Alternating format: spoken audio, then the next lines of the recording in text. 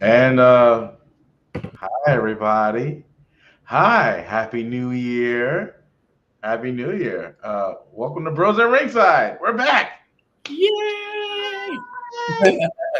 Yay. Well, we're back. Bros at Ringside. Happy to see y'all. Happy to see this one, Coda. You're muted. Okay. You are muted. You're muted. You are muted. I don't know why you're muted. You're muted. I didn't mute you. You're muted. We can't hear you. Any of you. Wait, can you hear me? I can hear you. You're good. Can't hear Coda. He comes back and he's already muted. All right. Coda, can you hear us? Oh, we heard something.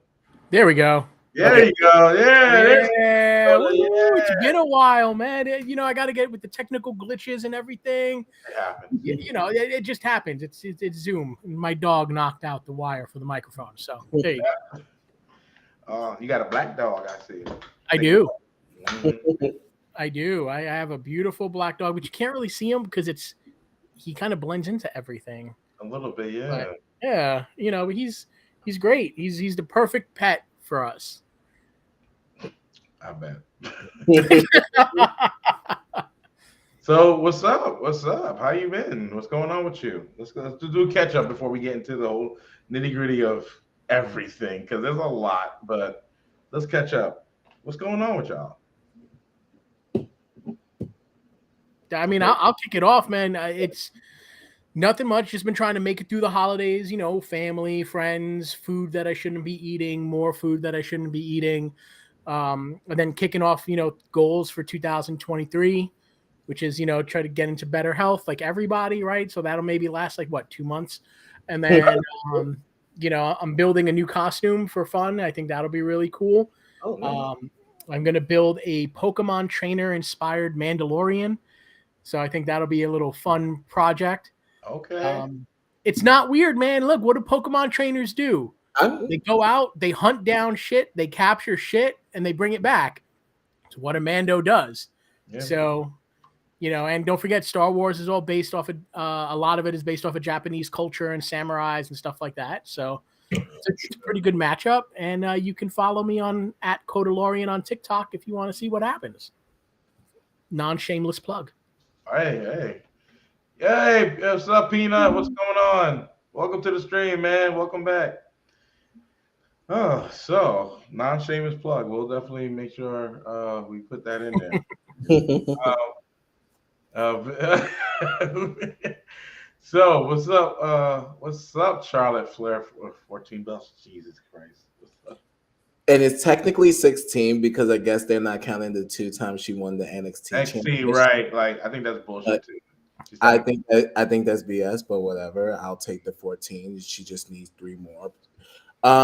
Been good. Just came back from California for a week, so I'm trying to get back into this time slot because I gotta go back to work on Monday, and I already have a bunch of shit I need to do. But other than that, been good. Christmas was fine, the usual, and then now I'm back in New York in this cloudy weather.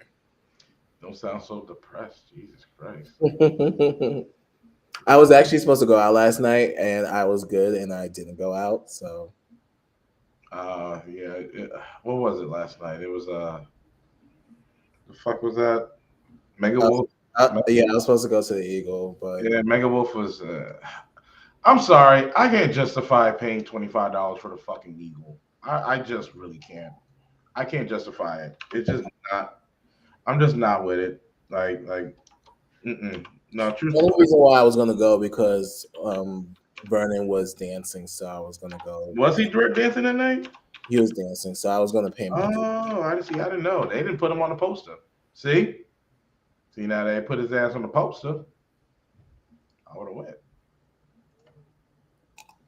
They ain't put him on a poster, so I ain't do that. So I'm just saying, like, they want people to go. Put him on a poster.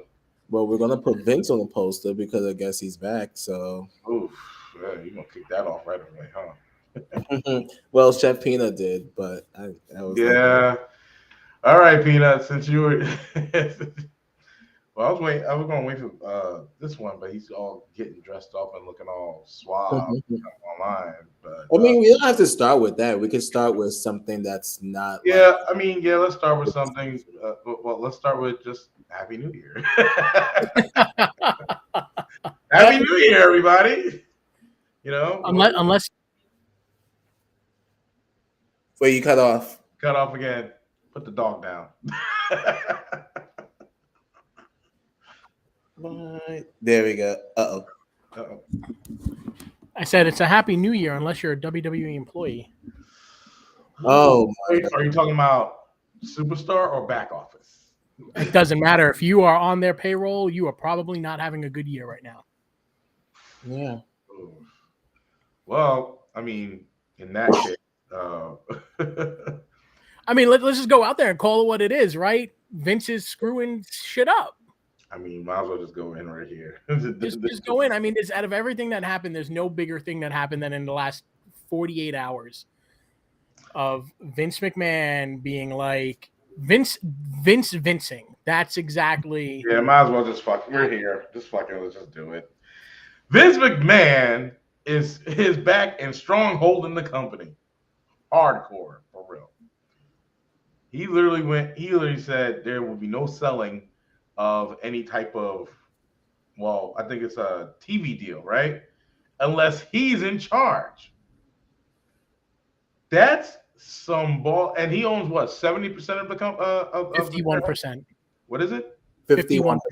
I thought it was 70 because he stronghold that whole shit. He came in heavy and hired. Was it George? Is it George Boros? No, what's her name? Two of the people he fired before are now replacing Nick Khan.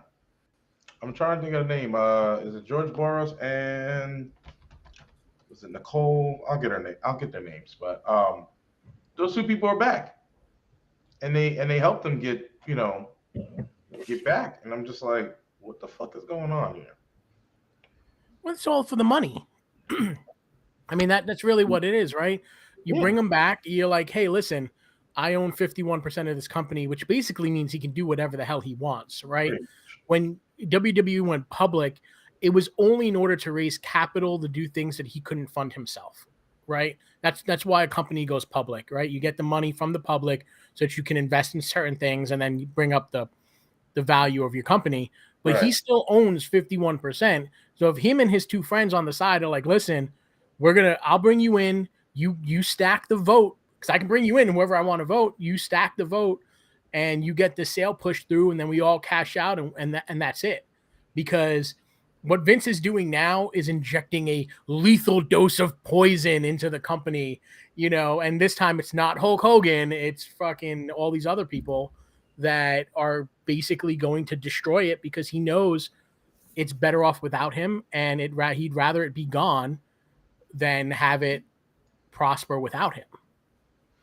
Yeah, go ahead, Charles. You go ahead.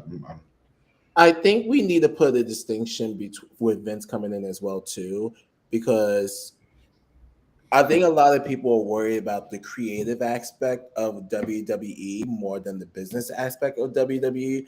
People think that when Vince is back, well, I guess he's Al's out, but Al's trying to take over the stream, so he'll be back. But people think that with Vince back, he automatically is like, oh, he's going to go into creative. He's going to mess up what's going on with the bloodline. He's going to mess up what's going on with Bray Wyatt.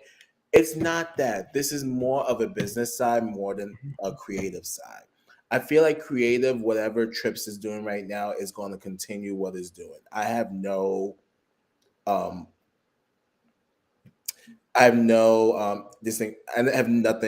against creative. I think creative is going to be fine. I think this is just more of the business side, and people are trying to think that it's going to be different. It's not going to be different. It's going to be running the same. Maybe people in the back office, some people are going to get fired. Maybe management is going to be different, but I don't think creative is going to go anywhere. Well, I think they're treating this a lot like a sports team, because when the layoffs happened between the layoffs in 2020, we get, right? They had to trim the fat on a lot of sort of different places in order to just survive. Like, okay, we get that. Like Then 2021 rolled around and they started cutting, everybody, Braun, Bray, like you name a lot of these people, and they were cutting them and they were saying budget cuts.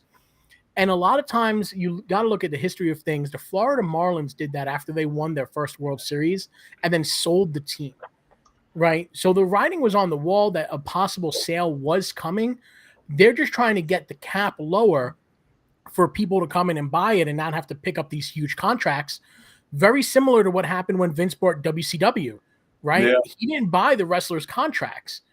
I'm sure if you go through the sale now, you need those wrestler contracts. So if they fire them, sell the company, all those contracts can then be reworked to something more manageable in the new regime that comes in. So the writing has been on the wall. And just to cut you off, I'm sorry about that. You got to remember, wrestlers are not employees of WWE. Yep. Independent contractors. They're independent contractors. So when people say that, they're going to cut off the wrestlers, remember, they're not employees. So they don't have anything to do with the payroll, really, of WWE. Well, I find that funny when they say they're independent contractors. Then what was the big hubbub about them doing Twitch and other stuff, right? So when they're independent contractors and they're doing like things like Twitch, and then they have a whole big meeting about, because it was like, I want to say about at least like 10 to 20 probably superstars that were actually doing Twitch, doing YouTube, and this is their own side money, right? So I agree with WWE on this subject. Actually, I was about to say I agree as well too. Now working somewhere now in HR when it comes to the corporate side, I agree. So, but you go first with this. Yeah, I think it basically just comes down to intellectual property, right? And the fact of the matter is it wasn't so much they wanted people to not do Twitch. They didn't want Rusev to do Twitch, right? They had no problem with Mario doing Twitch. Mario, whatever his new name is. Miro. They had no problem with them doing it under their own name. It was them taking Sasha Banks on Twitch, them taking Sasha Banks on YouTube and using that to generate money, not going into WWE, because we all know whenever they do something under the name, say Sasha Banks, there's a portion of that money that goes back into WWE, and it wasn't getting funneled in. So I understand, because WWE spent money to create that intellectual property. So they should not use it without WWE's permission. Right. And the company does need a kickback. But what if it's their own name? Then that's not a problem, right? Well, is Xavier Woods his name, though, right? Yeah, but Xavier Woods falls under a very interesting sort of standard, because Up, Up, Down, Down works with WWE. Yeah, exactly. So they're getting that kickback from Up, Up, Down, Down. Yeah. And they have a good working relationship, because he's not on TV that much. Let's be real. For his amazing, I love the New Day. I think the New Day rocks, but he's not a top tier level superstar. He's a mid tier superstar that works the mid card, does what he got to do, and then does what he loves on Up, Up, Down, Down. He is the best gig in all of wrestling. Yeah, but they also took him down a notch after the whole.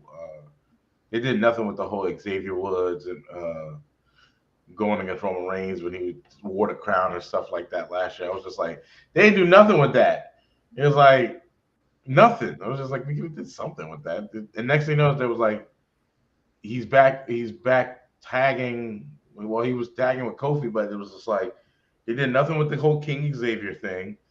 And to the point where it was just like, where is the title shot?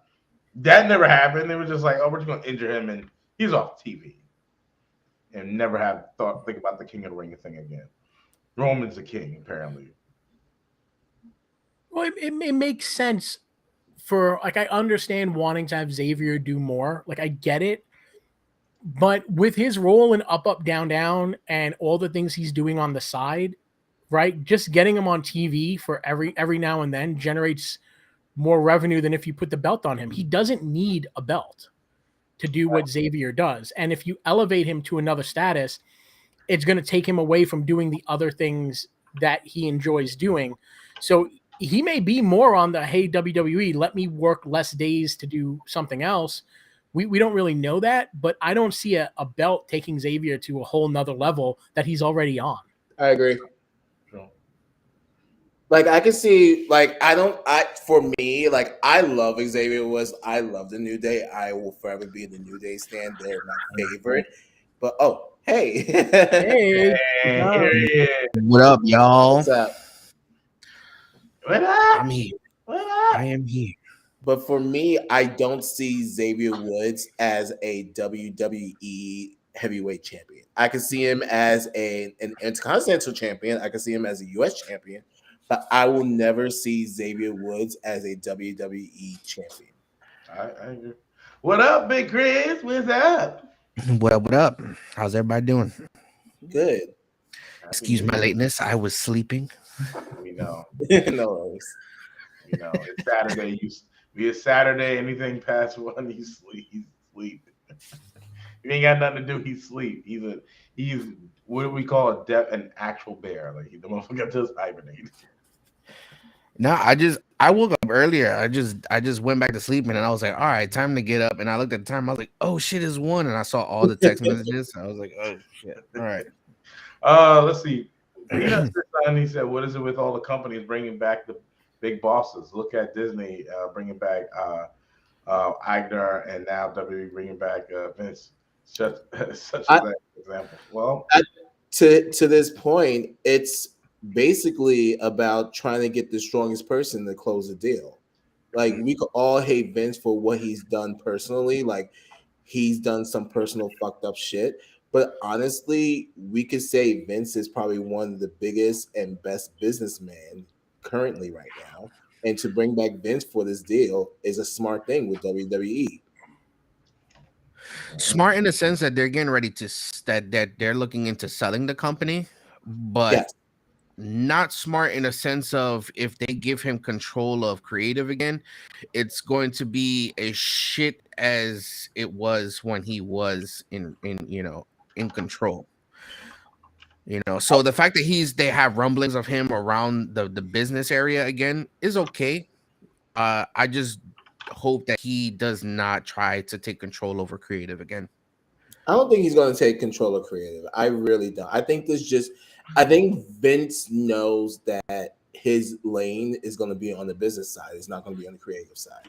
I really think that he's not going to go back to creative. I honestly think his ego will take over and he'll jump into creative. I really do think so. Well, I mean, his ego is the only reason why he's coming back. I mean, it's not the only reason, but no, he's coming back to legitimately. I mean, it's that NWO storyline from back in the day. Like he is on the verge of trying to take this company down, essentially, in my opinion. And I don't mean down in like a horrible way. I think he sees the company is doing well without him. Yeah. Right. And now is the time to strike to get this sale and let somebody else run it. And I think that's what you have to look out for is who buys the company. Okay. Because a prospect, first of all, it's going to cost them between $4 and $6 billion. So let's just start there, right? The Saudis are already looking at it. That would destroy the company flat out. They're already piquing interest. They're one of the top so far. If the company sells for less than $4 billion, I'd be shocked because UFC sold for $4 billion back in the day, right? And Vince would not want to be below that sale number, right? So we're looking at maybe, let's say, 4.5 to 5.5 billion, because the company's only estimated at 6.2 right now, right? So if they sell the company to like who owns Peacock? Is that Universal or? I think Universal. I think that's no, but even Universal's owned by Comcast. Comcast, Xfinity. They're owned by Xfinity. Okay, so let's say a traditional conglomerate buys WWE, it's going to change everything, because they're going to turn the inside very corporate, and you may see a lot of these wrestlers now become employees, and that was going to screw things up. It'll be better for the employees, but as for like having talent come and go, there's going to be less flexibility. But I'm just going to throw it out there. You know who has a lot of money to spend? The Khan family. Yeah, right. Yo, if Tony Khan freaking right. WWE, that would be if they end up buying that company, that's gonna be the worst thing to happen. Nah, it'd be great. I would gag. I would gag too. I would be like, because that would be. I feel like that would be like WWE purchasing WCW back in the day. Exactly. Yes. It's the reverse.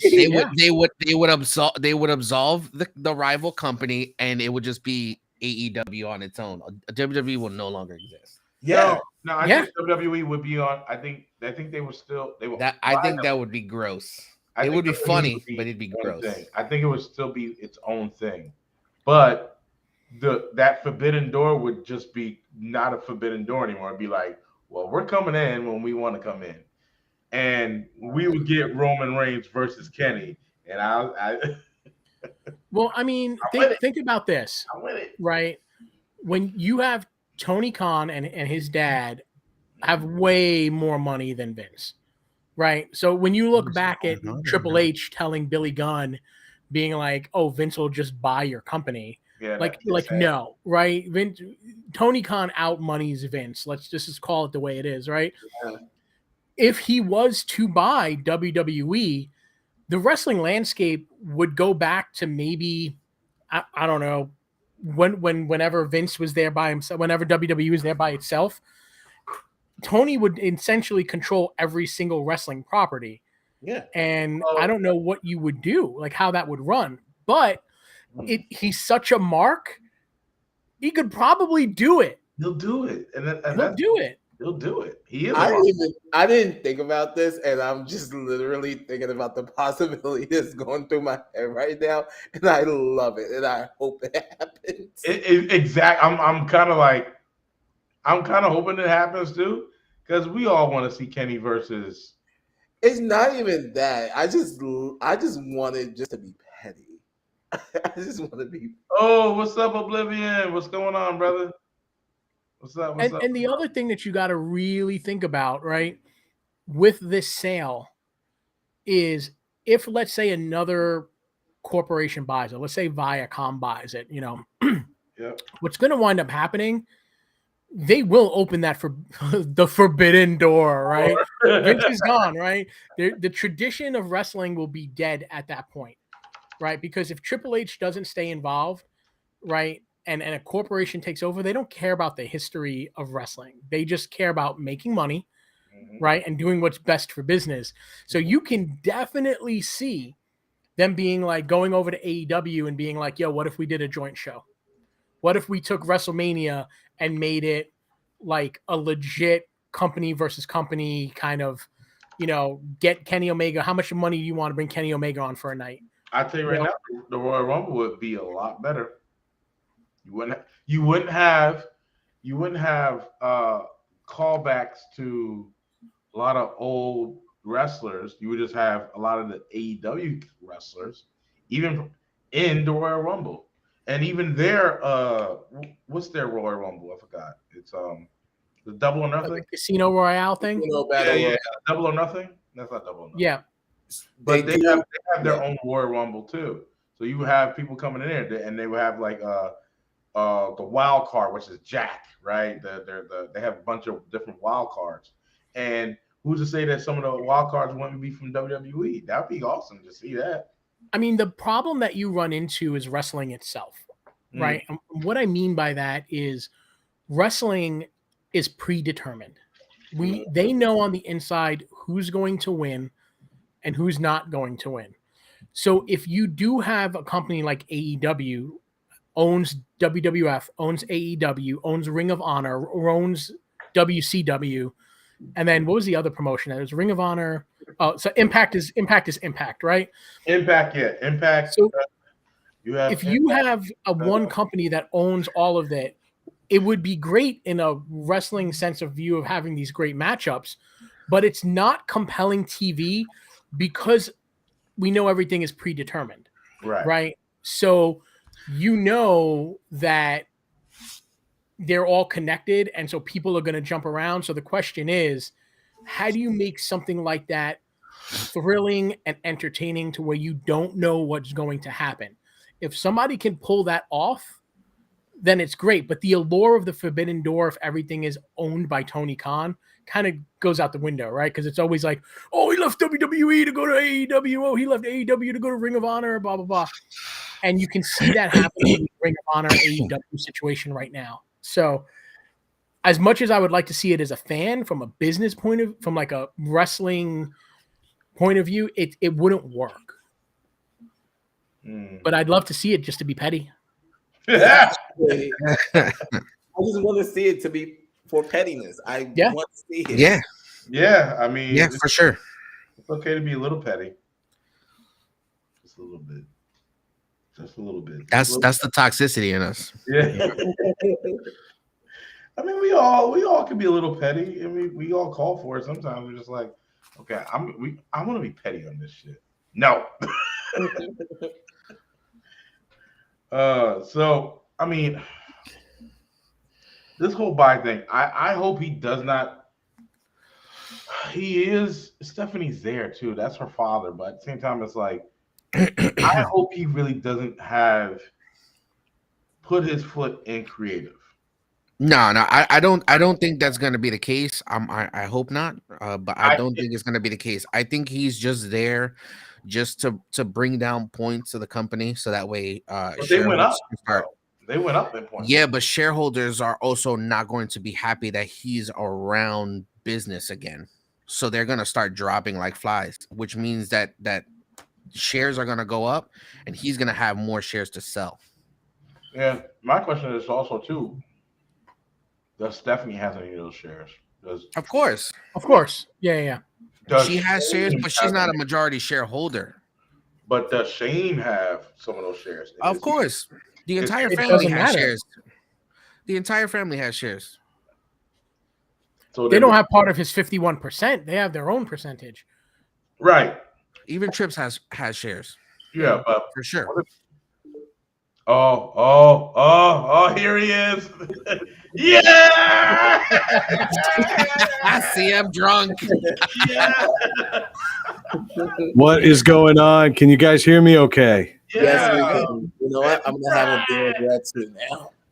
How is everyone doing? I'm sorry for interrupting. No, perfect timing. I hear. Yeah, we're just talking about Tony Khan buying WWE. It's never going to happen. Never going to happen.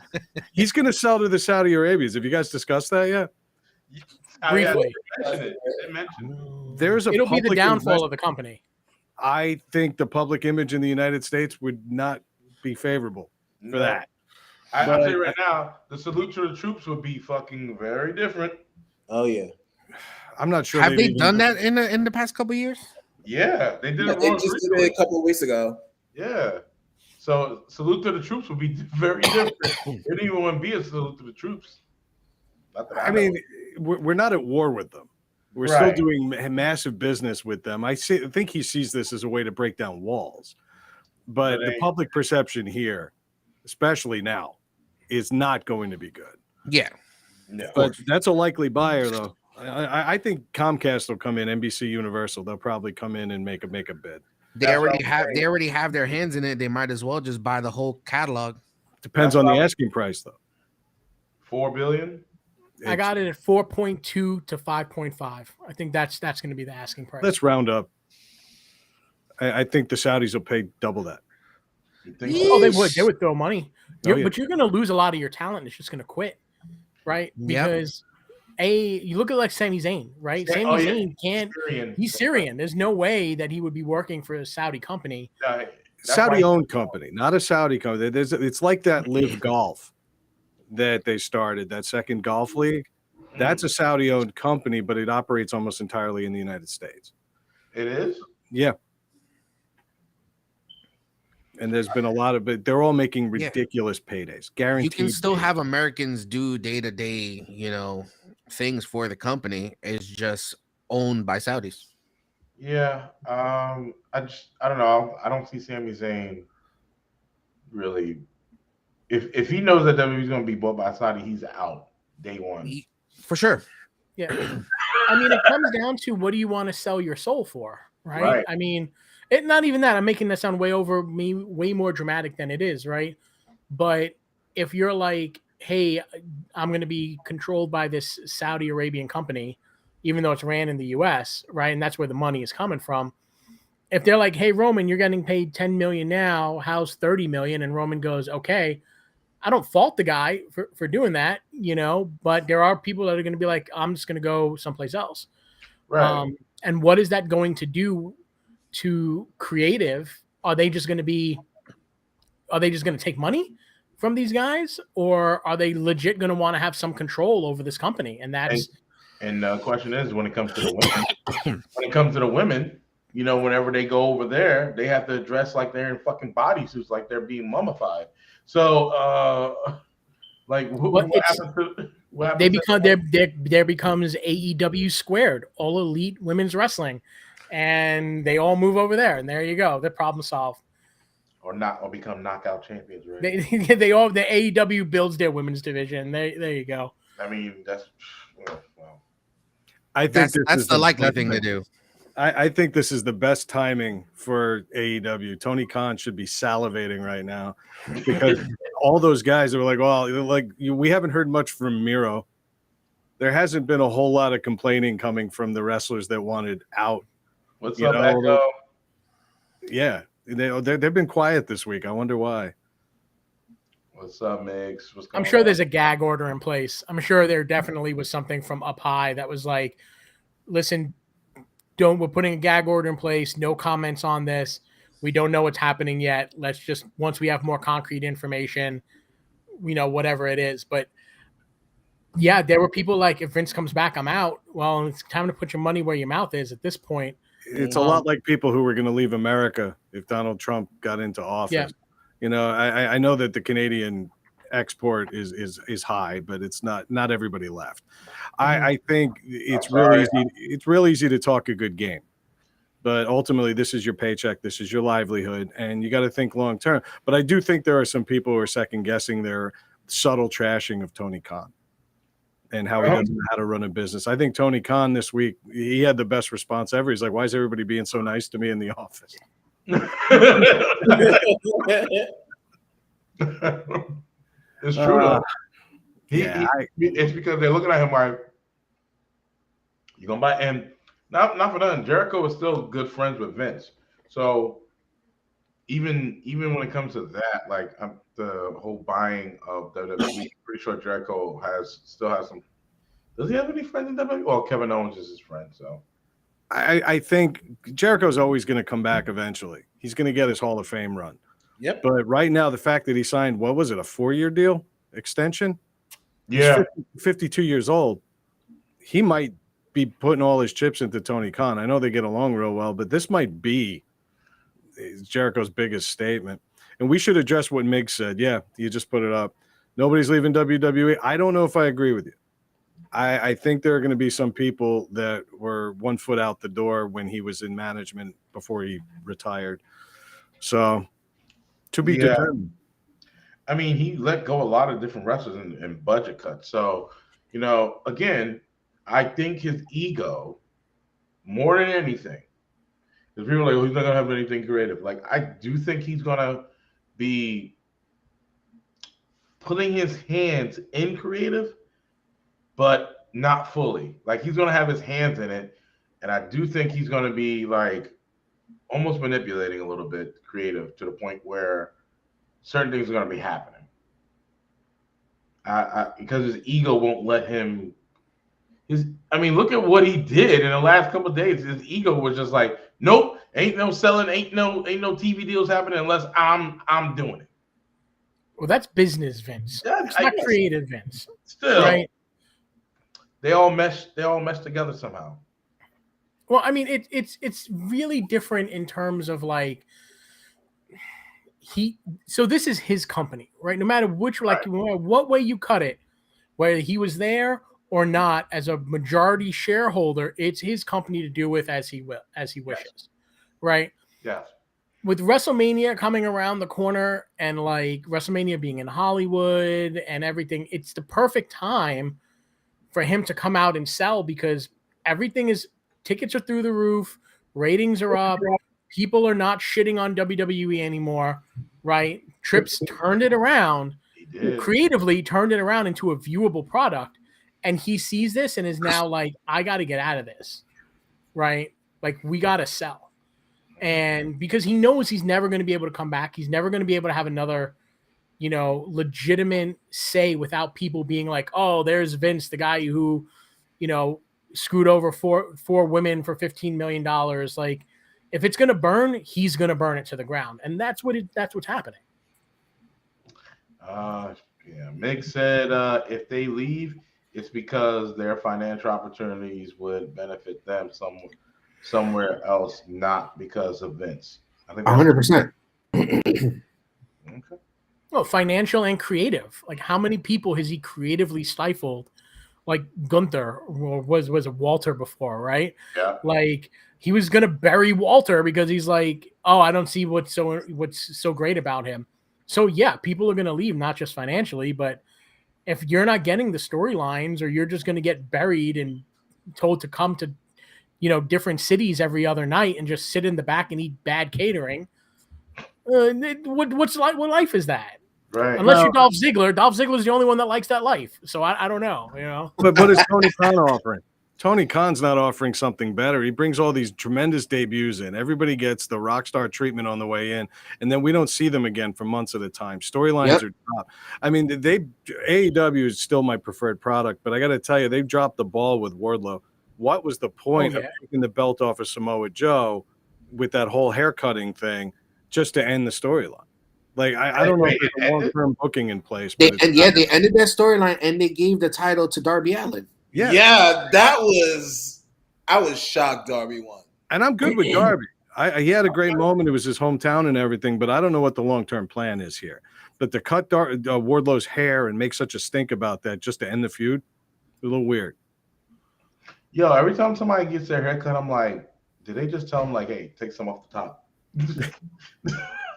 I think it basically comes down to what part of modern day wrestling works and what part of traditional wrestling works, right? Because nowadays, with the short attention span of a lot of people that watch TV, doing something and being like, all right, we're in Darby Allin's hometown, we got to give him the title, give him the pop, that storyline's done, we're just going to drop it, works for the immediate sort of reptilian reset of your brain when you're watching sort of wrestling. The older school people want storylines to go on a little longer, but new modern day wrestling fans want the pop. That's all they want, is the pop and the flashy move. And that's what Tony Khan kind of gives them. So there has to be a balance to come at one point between the traditional longer storylines, not as long as the Bray Wyatt storyline. That's just going way too long, but not as short as some of the storylines in AEW, I feel like Khan is a fan first. He's a kid who collected action figures. He's got a locker room full of action figures because he's such a wrestling fan, but he's not a story writer. He needs a booker. He needs somebody to kind of craft this stuff. He needs a road dog. He really does. He needs somebody to kind of come in and map out the short-term wins and also the long-term payoff. Mm-hmm. And make these pay-per-views more than just a collection of great matches. I enjoy them for the wrestling. But to Ruben's point, it really is about, balancing that. And he's not good at balancing it. I don't know why half the matches on Rampage or Dynamite happen. They just seem to be slapped together. No continuity whatsoever. It's fun to watch, but it doesn't really have a payoff. It's junk food versus a meal. It's public access wrestling. I like that. Not public. I feel like main storylines are developed on Dynamite, and Rampage is like the little side stories that like no one really cares about until you actually try to care about it. Like they've been building Ethan Page, but all his matches have recently been on Rampage. It's the Sunday Night Heat of AEW. Yeah. You what? He's what? It's the Sunday Night Heat of AEW. That would be dark. That would be dark. This is the WCW Thunder. Wow. I feel like dark is more dark's more like metal, more metal. WWE metal. I would say dark is more like Velocity or Saturday morning. Damn right. Hey, look, this all comes back. This all comes back to the death of the territories, right? Because all of these like Rampage and Dark, and they're all made just to. You can only get better talent by being in the ring, right? You can only get your reps in, and when people used to go to territories and have dark matches, they could make all the mistakes and try all the new things they want. There's no place for these guys. I mean, okay, house shows, but WWE is like, I mean, they all suck, but there's no place for these guys to really develop privately. And so you see it on these smaller shows with the lesser talent. They just haven't found a substantial way to transition from these developmental places, you know, where you get the touches to the big show. Trips has come close with the NXT bring ups, but still he hasn't been hitting 100% on those. Hit row.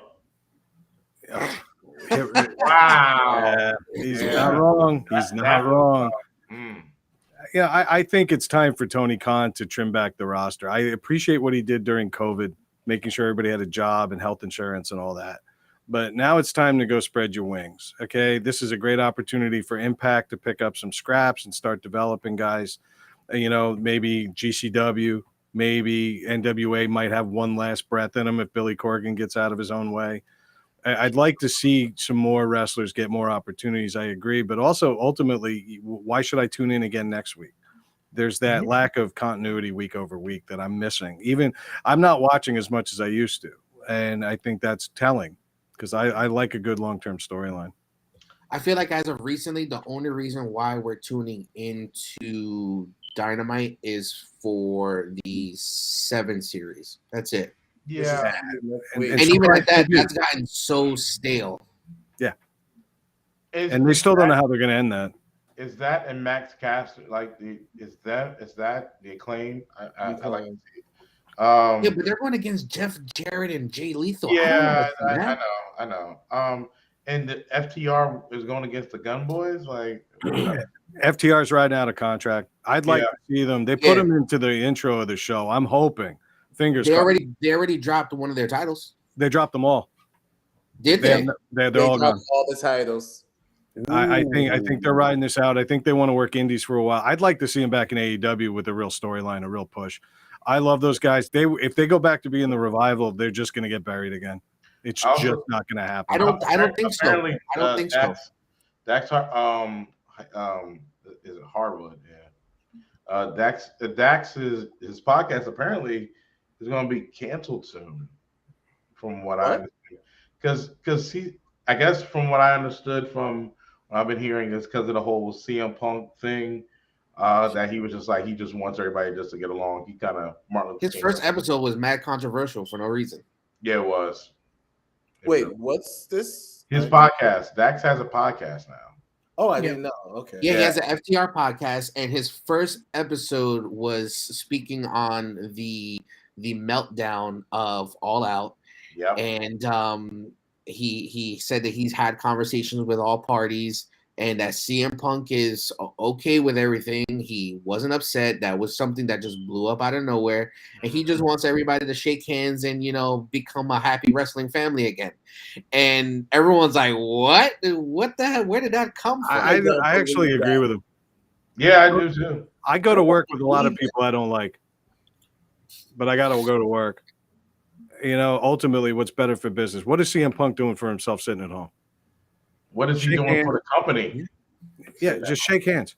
Shake hands and get back out there and do what you do best, and we'll keep you out of each other's way. Right. But there's plenty of wrestlers that I know it's a different company, but there are plenty of wrestlers that worked in WWE that didn't like each other, but they worked. Bret Hart and Shawn Michaels didn't like each other. They're working.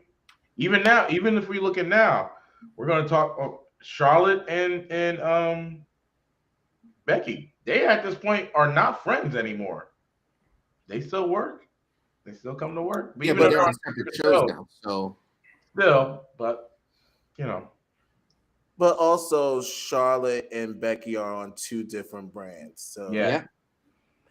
And then another thing as well too is that,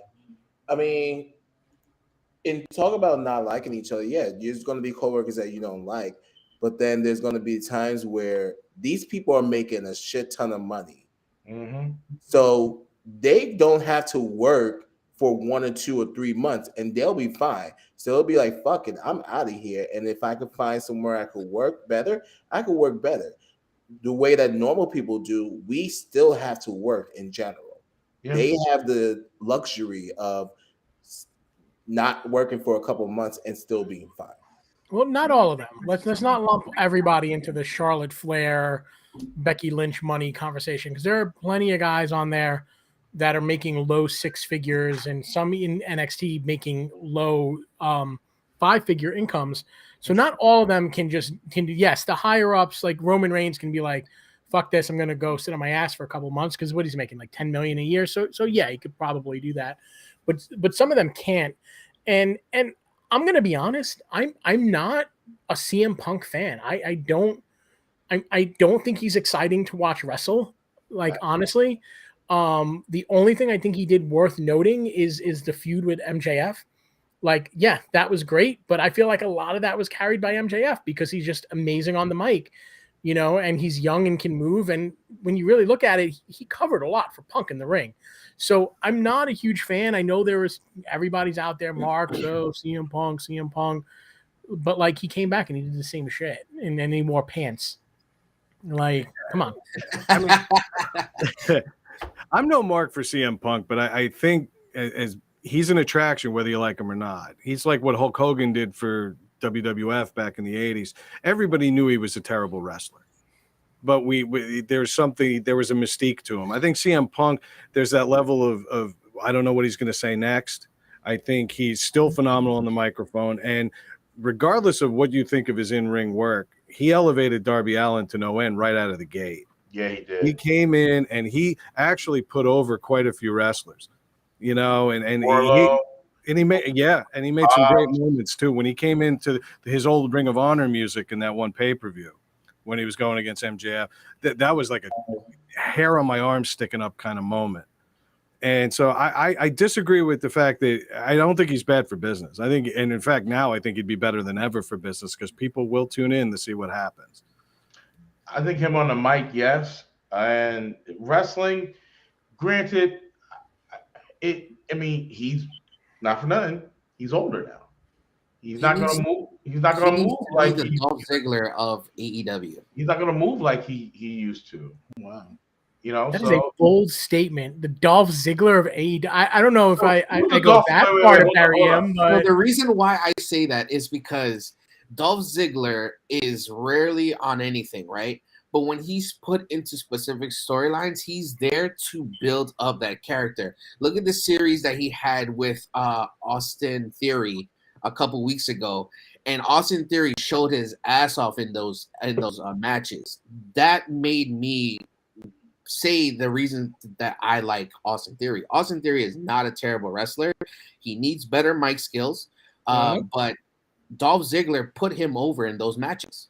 But what does it got to do with CM Punk? CM Punk will need to be the person that's just around to build characters, especially new wrestlers. But he does do that. I know. That's what I'm saying. That's why he would be good for business. Yeah. Casual fans will see the wrestling stuff, no. But you know what I'm saying? If a wrestler has to carry another person throughout the match, that's going to make them look better. Sometimes. I think about when the Hardys came back at WrestleMania. It was a WrestleMania, I think so. When they came back, they were told, them and the Dudleys too. The Dudleys had that great Brooklyn return. I think they came back with the understanding they're there to put other people over, and I think CM Punk understood that about his job. It was the backstage shit that he let carry over because he doesn't have a filter. Had he muted himself and had a conversation backstage, we wouldn't be discussing this right now. I think he liked being in AEW, and he didn't really need the belt. I don't think he really wanted it. No. I think he just wanted to help the company. Unfortunately, his temper and his immaturity just takes over. Right. I still find it funny that, when we talk about people having the belt and CM Punk having the belt, and Daniel Bryan still hasn't even gotten it. He's been there a little bit longer than CM Punk. He still hasn't gotten. He's gotten opportunities, right? But he's never gotten the belt. Yeah, but those opportunities were great fucking matches. We didn't have to. I agree. We didn't have to worry about him having the title. He doesn't need the title. You know what I'm saying? He's another one of those people that does not need the title. That his name carries him wherever he's gonna go. But Jon Moxley does. He needs it. He absolutely needs a title. Yeah. Absolutely. Really? Yeah, he's just a brawler. He doesn't have good mic skills. You know what I'm saying? He's a fan favorite though, so you can slap the title on him and call it a day. But yeah, that title elevates him. He's had it. That title absolutely takes Moxley to another level that Daniel Bryan doesn't need, right? Because Daniel Bryan can hop in and out of storylines with anybody, lose, or he can win crappy matches and lose the big match, and you're still going to want to see him in that role. Moxley, if he doesn't have that title and he's not like, I'm on top and I'm going to do this and I'm going to come at you guys, I'm going to fight with everything I have. If he's not in that role, he's kind of just, man, I don't really care. Personally, I don't really care unless he has that title. I think he's an attraction, though. I think people like him. And I think the feuds he gets in, he makes every feud he's in so goddamn personal. Yeah. Yes. I think he's good at that. I don't think that a belt doesn't age right now. Yeah. But that can only take you so far when you don't have a belt, right? So it's like there are feuds that you can go on and be like, oh, that was a great feud, and this guy did really great at it.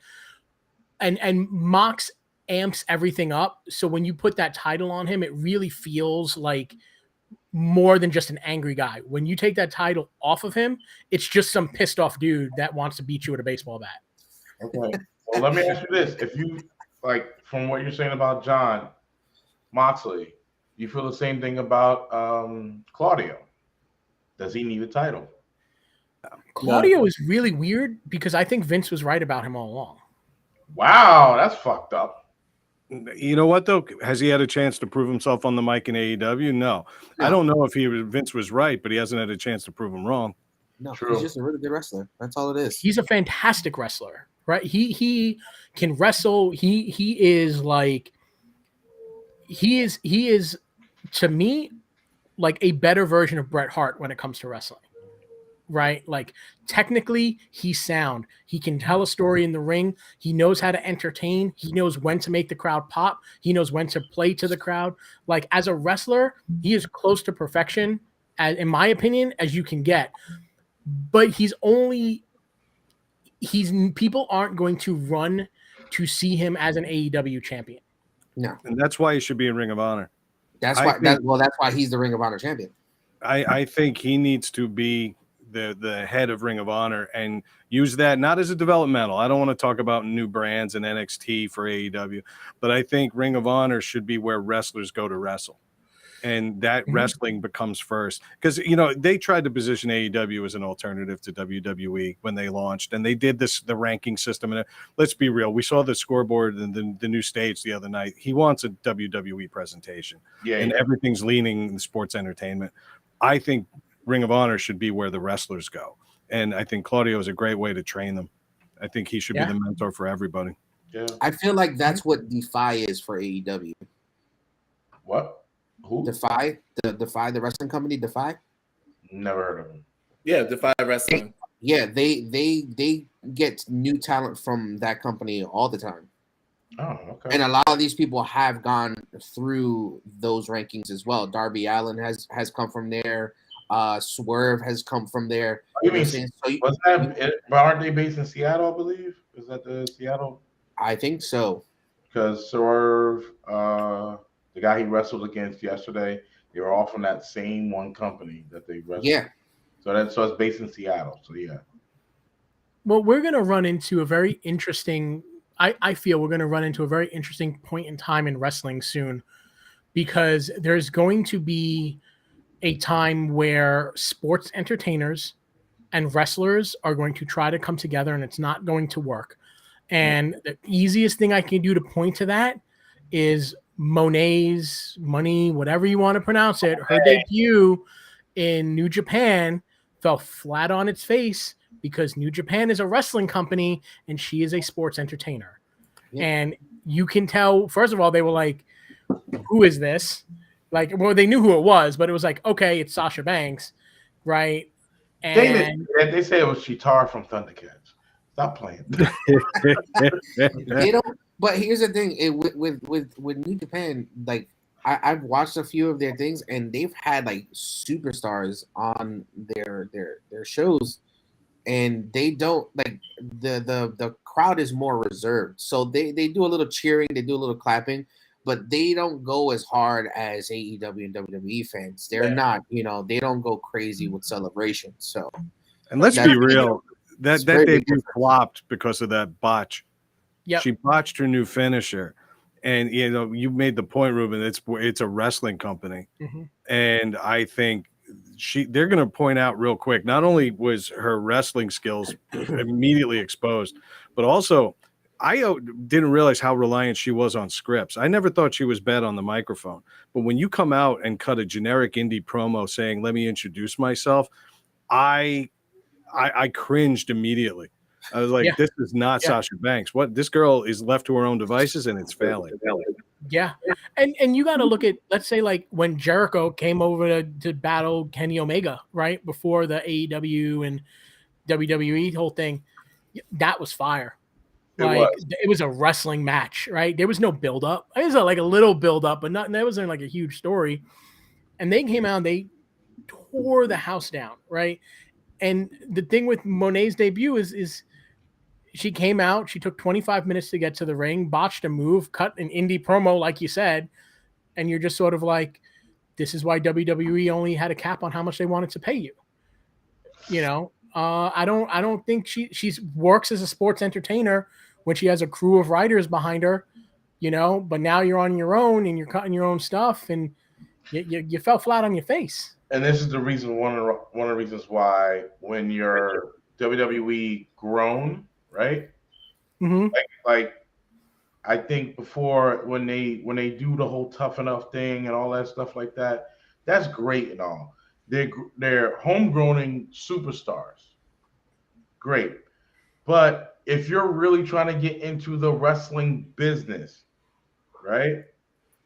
I think they should really do indie stuff before they even get into doing any of that stuff. At least you'll learn a lot of the basics. You'll get used to being on the road. You'll get used to a lot of different things that WWE will be doing. No, I don't agree. But Mercedes did that. Mercedes wasn't a homegrown talent in WWE. Mercedes did her dues in the indies beforehand. Same as Bailey, Pamela, they Becky and Rebecca, they did their indies. Yes, I've seen Becky's on the indies, but I never saw all three of them. The only one was Charlotte, who was a homegrown talent in WWE. Who her father is. You can be a star and have the shittiest, mic skills. You know what I'm saying? That's why they end up giving you a manager. Brock. Look at Brock. And Brock now doesn't have a manager, but whenever he comes out and he starts talking shit on the microphone, it's just him having fun because he doesn't need to do anything on his content. He doesn't give a shit anymore. Yeah, it's great. So now it's just him just coming in, tossing bodies around, and then he can leave with a smile on his face. He's a fan favorite, and it's not because he's a dickhead. It's because he's fucking, he's a legend. He doesn't need a title also. He doesn't need a title. No, not anymore. No. He's transcended the title. But here's the thing too. As we're talking about Brock Lesnar and all these wrestlers and stuff like that, talking about titles, I don't think Charlotte Flair needed a fucking title as soon as she got back. Hell yes, she did. Yeah, she did. Hell yes, she did. Oh hell no! Nah. I'm Hell sorry. yes, she did. I don't like instant title giveaway. I am going to actually agree that she did not need this title. I have to agree. It's bullshit. She's nothing without a title. Bullshit. No, if she is great on the mic, which she is, she's one of the best wrestlers and entertainers as women in WWE. She don't need a fucking title. So here's what should have happened. She should have won it like that night. She shouldn't have won it that night. That was they too soon. Should have put this, That was too soon. They should have like put this off to either the Rumble or even the Elimination Chamber because it shouldn't have been that night. It should have been a Rumble match between Ronda versus Charlotte. Maybe that's the point, though. Maybe this is what they wanted to do, to get guys like us who have nothing better to do on a Saturday than actually get pissed off about it. Because they read the websites, they read Twitter, they know that people are tired of her always having a belt or always being in the title scene. This might be a nod at the marks to say, yeah, we're listening and we're going to piss you off anyway. But this is her shtick, though. But the only reason why Charlotte got the title is because Ronda did not want to work with Becky. Let's be real. No, I don't think it's Ronda that. didn't want to work with Becky. What?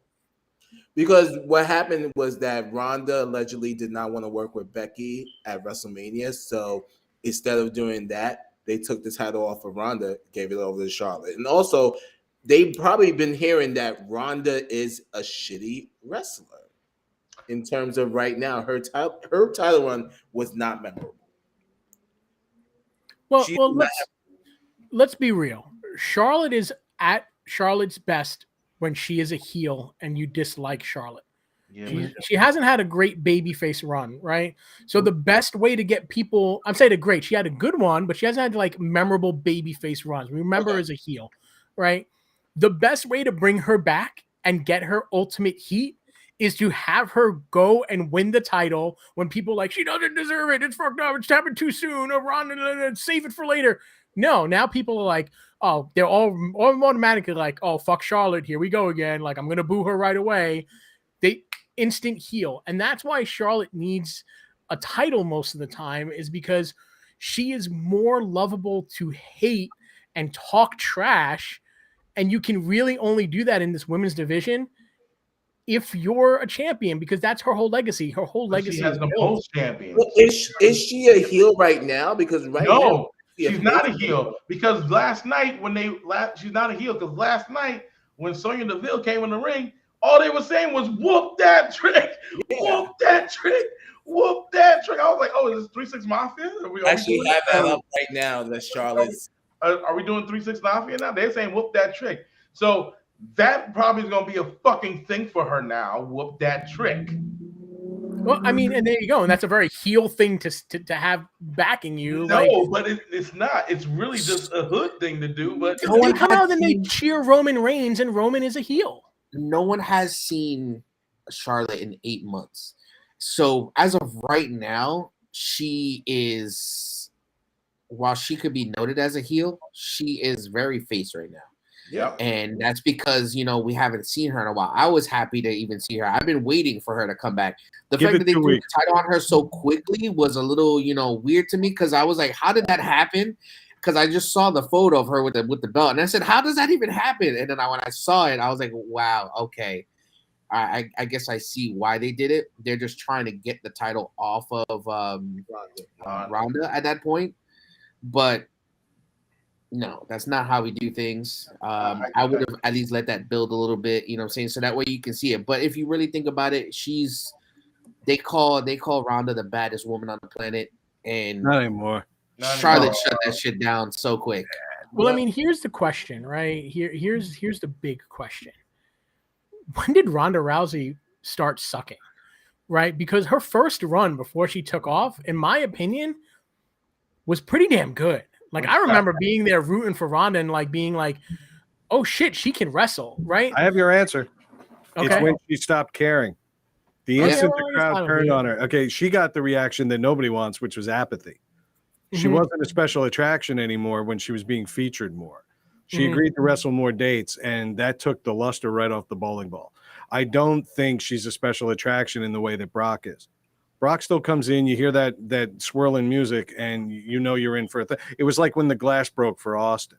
Yeah. When Ronda comes into her stupid ska music and everything, and she comes out in her outfits and her bad makeup and everything else, and nobody really cares that much. It's just another Ronda Rousey appearance. And so I think she stopped caring about the business. She doesn't want to improve herself. I think she still thinks that she is the draw that she isn't. Yeah, I can totally see that. I mean, if she was going to be bad at, the baddest woman on the planet or whatever, they should have just rebranded her as something more hardcore. But I actually feel bad for Ronda in a way, because I enjoyed her first run immensely and was like, shit, I was sad to see her go. And when she came back, I wasn't excited to see her coming back, but I was like, oh, maybe we get a couple of new matches. And then the flaws started to come through, like her match with Shotzi. Oh my God. Horrible. Well, who was carrying who there? Her match was the ref. Who was carrying the ref? The ref was carrying the match. I mean, that was ugly. And I give Shotzi a little bit of rope, but not much, because she had to basically work. Shotzi's a better wrestler overall, but she's not Bret Hart.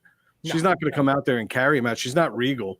She's not going to sit there and show you how to wrestle and make sure you do all the transitional moves. They were basically setting up spot to spot to spot with no transitional wrestling at all.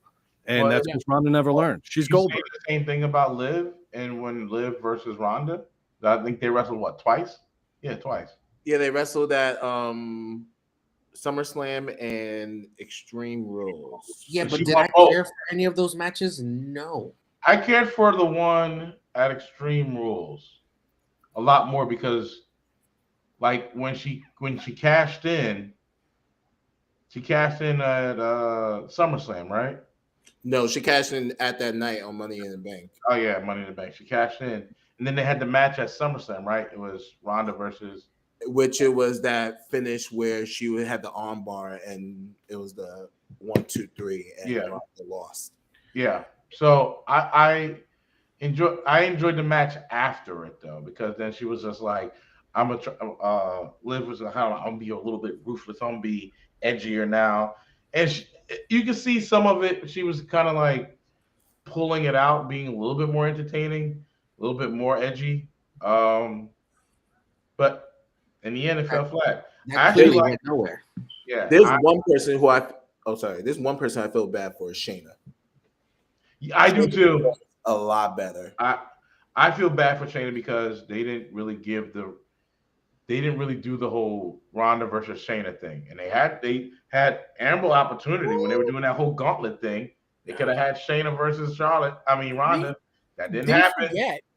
No, they didn't do any of that shit. Like they only did was just have her and Ronda go beat up the whole women's division in SmackDown. Well, this whole like 50-50 booking is what like really, really kills me, right? Because I really think Liv Morgan deserved better in her title run. I do. Right? Yeah. And it's very easy to have her go from being this like, underachiever who won the title, who's the underdog, to always find a way to dig deep and win, right? Yeah. And you could have had a really good story with Liv, because I think she's incredibly attractive, and she's spunky, and she's good with the fans, and like I feel they missed a true opportunity, in my opinion, to have a John Cena type babyface in the WWE women's division with Liv. I agree with that. Right? And what they continue to forget to do is that you can have her take the title off of Ronda, right? And not put her in a rematch with Ronda and flip the switch to a whole nother rivalry by bringing Shayna Baszler in the middle of that match to interfere. Liv retains, and that kicks off a Baszler Ronda feud, and it doesn't hurt Liv and it doesn't hurt Ronda. It gives Ronda a more formidable opponent, right, that she can stand up to. Think of it like the man-slapping meat matches, like a Braun Strowman, Mark Henry type match, right? With just big men flapping around the ring. You give two big women, they're both around. MMA women, so at that point, it would have been spectacular to see something like that, because they could have just thrown hands in the ring. Right. Yeah. Right. You know, they could have still done the whole like what was it, Charlotte? What was Shayna? Shayna's what the aces, right? Yeah. Charlotte's the queen. Mhm. They never ran with that, and they totally could have done a 4 horseman angle kicking off from there, and it would have saved them. Right, Liv could have been like this super huge baby face, but they wanted to feed her to Ronda, and it just didn't work. Liv had one problem though. We discussed it, I think, the last time we did a recording, all the way back, and we were discussing how Liv is she really believable as a champion though? She got a limited skill set. She's getting better, but she got a limited skill set. She's not impressive in size. There's nothing really standout about her, and in that division, she's interchangeable with a lot of people. And I'm not making a shot at looks or anything like that. It's more of just her overall persona doesn't really stand out to me compared to somebody like a Shayna Baszler. I don't like her finisher. I don't like a lot of her wrestling, and that's why I had a hard time buying it. Like, it was a great feel-good moment when she won. I don't know if she was viable as a champion, though. And that's where I've got to disagree. I just don't like Liv's finisher. That's really it. Like, her finisher doesn't. For me, it there's a lot of things that builds a character, right? Mm-hmm. Like, and for me, like, the finisher is the defining thing, right? Like with Charlotte, and I'm using her example, she could use natural selection and the figure 8, and she's put away a lot of people with with natural selection just by itself. That's just by itself. And Charlotte has a spear and the big boot, right? But she doesn't. But the figure 8 is like the last resort. With Liv, she has what the swanton, right? A little bit, and then she has her finisher where it's like she jumps, she grabs you off the rope and then pulls you down. But I see that being a mistake all the time. I needed her to be a little bit different. And the other thing too is, now that one of her best friends or teammates is back, why was Sarah Logan not helping Liv Morgan? Right? Because they're not the Riot Squad anymore. Because Riot is right. I'm not talking about the Riot Squad, but when you had it last year at the Royal Rumble, and Sarah Logan jumped in and Liv was there, and they were like, oh, huggy, like, oh my God, remember this shit. So it's like when Liv is getting beat up by Ronda and stuff like that, I'm sorry, but like, where's Sarah in this whole situation? It's not like she's not there, but if she's with with the Viking Raiders, she's a heel, so that makes no sense. So my question now with Charlotte Flair is, who faces Charlotte at Mania for the title? Well, who's the one that's been training in military combat?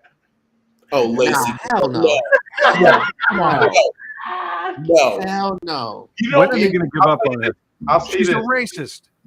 She's a racist. Yep. She's a piece of trash racist. When are they going to cut ties with this non-character, non-wrestler, non-interesting, non-human piece of shit? Right after Vince pays her off. Oh. That's why he's back, tying up loose ends. So it's just better when you're on, man. You got to be I have one name for Charlotte Flair. Actually, I have 1.5. But I have one name who I really want to see against Charlotte at Mania. Mm-hmm. Bianca. Get the title off of Bianca, and then have Bianca versus Charlotte at Mania. No, not Bianca. Leave Bianca on Raw. Or I don't think Charlotte deserves Bianca. No, I don't. Nope. Or if Charlotte is going to continue the face route, Rhea Ripley. That's a stretch. A real stretch. I honestly think. Well, here's the other thing. She was good with her run with Ronda and Shayna Gonzalez. She was good. I like when you talk about the underdog and then rising up to that.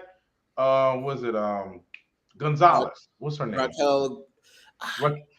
But here's the thing: that whole storyline, her rise was, and that gauntlet I'm sorry, but that and then she just dropped off the face of SmackDown after that. Right, because I guess the whole re-injuring of the arm and shit. But her run with Charlotte and not Charlotte, with Ronda and Shayna beating her up and that whole thing, and then her, getting in, going for the title and stuff like that. I love that run for her. I think I needed that for her way back then, but being that we got it now, I enjoyed it. I don't think that she should have lost. I think she should have won from Ronda and then fight her at Royal Rumble, then have Charlotte come out at Royal Rumble, then challenge Charlotte. That would have been a great way. At least get the title off of Ronda, right? Have the title off of Ronda. Have Raquel Rodriguez fight Ronda for the title at Royal Rumble. Give her a nice run. However short time of run it is, because of the injury, because of the arm, it hasn't healed right. Still have the finish that you had last week. Still have that finish that you have, but Ronda retained the title. Charlotte comes in, and she's like, "I'll challenge you now." Fuck it, challenge her now. She beats her for the title. Okay, now you got Charlotte as champion at the Royal Rumble. Move on from there. But the thing now is that we have to figure out now who's going to be in WrestleMania against Bianca and Charlotte. I still have money on Raquel. Honestly, I think the run was really good. I have my money on Raquel. Rhea has to be in one of them. Rhea Ripley? Yeah, Rhea has to be in one of those matches. I agree. Toying with the idea of making her like China and having her wrestle men. I've heard Rhea. Yeah, I've heard rumblings that they're toying with it. I don't agree with it, but apparently they're trying to make her Intercontinental Champion. I would have her in a feud leading up towards Elimination Chamber, because you can, with the Raw Women's Championship, you can have an Elimination Chamber match either for number one contender or for the title. And it'll be a little bit more personal if Rhea and Bianca go against each other, because they're friends. 1, 2, they were in NXT, so it would be a little bit more personal for them to wrestle against each other versus anybody else. Yeah, it would be like a Charlotte versus Becky. But then who would face Charlotte at Mania? So here we go. You want Ruben's fantasy booking? I'll give you. Of course. Go. We've been waiting for it. All right. Here we go. So basically, what you would have to start up, and we got to find a way to get Charlotte from Royal Rumble in a story to WrestleMania, right? Mm-hmm. This is the 2 months that we used to build it up. So what I would basically do is start a sort of like lovers feud between Dominic Mysterio and Charlotte Flair, right? Yeah, you're like, oh, what the fuck, right? I think what winds up happening is you get Charlotte to sort of like bump into Dominic, right? And sort of like, oh, hey, and it's taken the wrong way by Rhea, right? So now Rhea starts giving Charlotte the sort of side eye because she randomly bumped into Dominic. Then Charlotte starts hanging out with Rey Mysterio, right? And eventually what you wind up doing is you set up a mixed tag at either Royal Rumble or whatever the fuck is in between Royal Rumble and WrestleMania. You set up a mixed tag between Dominic Mysterio and Charlotte Flair, right? Versus, Rey Mysterio and Charlotte versus Dominic and Rhea, right? Now, once you go from there, you sort of have you have Rhea and Dominic go over, right? Which then leads on to Charlotte playing mind games by fucking around with Dominic even more in the lead up, right? And then you use that win of Rhea pinning Charlotte in that mixed tag match to set up the whole, I already beat you once, right? I can do it again, and I'm going to do it again at WrestleMania, right? Mm-hmm. So if you want to go from Charlotte to Rhea and have a little bit of fun with it, you can use Rey to bridge that gap over the 2 months. It's a short enough story where you won't get, oh, I'm so tired of Rhea of Charlotte hitting on Dominic to fuck with her. It's short enough that you can get to it real quickly and have a decent story with a decent wrestling at WrestleMania for the title. And whoever takes it, I don't give a fuck who takes it. But if you want to get Rhea over to if you want to get Charlotte and Rhea into WrestleMania mid-card match, that's an easy way to do it. You can also turn that into 2 singles matches and have father versus son at WrestleMania as well. Blow off match. There you go. Right? Go. I like it. That's the first match on the first day. Because I mean, you can also flip it, right? Because if you do it by February, right? Dominic and Rhea are out to dinner on celebrating Valentine's Day, and Ray and Charlotte show up and fuck them up on their like Valentine's Day, and that's a throwback to Christmas and Thanksgiving, where Rhea shows up with Dominic at Ray's house. Now Ray and Charlotte are fucking over Rhea and Dominic. Like you can do it. It's believable, and it's short enough time, right? Where you can do a couple of skits, have a little blow off, and just be able to get them in WrestleMania where it makes sense. But here's my thing. If they have the bills charged to Dominic and Rhea, and Ray and Charlotte sitting at the bar like waving at them like the bill's on y'all, and then just walk out. And my thing is how would that work? Seeing as in, I mean, obviously they're still toying around with that story with Ray, and he's on SmackDown, but these guys are on Raw. Doesn't matter. Don't matter. It don't matter. Hey, look, Rey Mysterio's on Raw. The problem is you think of shows as like drawing lines. It don't matter. I get it, but my thing is that you would be transferring Rhea and breaking her apart from you don't have to. Judgment Day. If she does win the title, she would be now on SmackDown. So you don't let her win the title. You just get a match with them at Mania. That's all you need at this point. But do I want to see that again? Is the thing. Because they have fought previously at WrestleMania for the title. And Charlotte won. Yep. But the thing is that it also elevates Charlotte as a face because who is a bigger face on SmackDown besides Rey Mysterio? Rey Mysterio is a face, so you have Charlotte. They don't have no one on. I'm looking at the women's roster right now. They don't have. They don't have anybody on there really. To face Charlotte, the only one that no one acceptable is Shayna. Only one. Shayna Baszler. You talking about as a heel? Half this roster is all heel. Except for you have Aaliyah, B-Fab, Emma, Lacey Evans, Liv, Natalia, Raquel, Scarlett, Shotzi, Sonya Deville, Tegan Nox, and Xia Li. Well, that's it right there. We need another Natalia, Charlotte Flair, Hitman Hart submission match, and then old guys come down, run into the ring to get their pops, and then Ric Flair has another last minute match with Bret Hart, and then he doesn't almost dies at WrestleMania. It's good. It's there. You just wrote it. You wrote the whole thing. Natalia, Charlotte, WrestleMania for the 10,000th time. Well, Liv is still a face. So then, in terms of if we get Rhea versus Charlotte, then who gets Bianca? I do. I would actually. Brad. I think literally anybody on Raw can have her.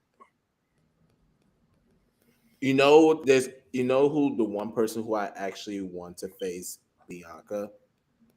Give her the heel Asuka, and Asuka versus Bianca at WrestleMania. Oh, I could see that. Yes. Yeah, because right now she's going against Alexa. We gotta get. I think we're about to get crazy, Alexa. We're about to get. I think we're gonna get the Asuka from like crazy Asuka. I think we're gonna get crazy Asuka, and I would be fine with Asuka versus Bianca Belair at WrestleMania. Because they brought over Asuka and they didn't do anything with her. They brought over Shayna Baszler. They had her dominate in that Elimination Chamber match, only for her to not win the title afterwards. How do you eliminate all 5 women in the Elimination Chamber match in 5 seconds, not become the champion? Isn't that Vince booking? That was Vince booking. That was Vince booking. Yeah, that, I mean, yeah. she dominated NXT, came over, dominated the women's roster, and then nothing. Because she didn't look like Lacey Evans. Facts. Same thing Ruben, with Asuka. to be Asuka fair, though, was undefeated. She broke Goldberg's record, right? Yep. Yeah. Whatever. She went like a day and a half more than Goldberg. To be fair, though, Ruben, what you just described, that whole love story that you just concocted there, that's Vince booking too. I mean, I love it, but it just makes me want to watch season 4 of Gossip Girl. Yeah, I mean, that's the entertainment part, man. Gossip Girls is the shit.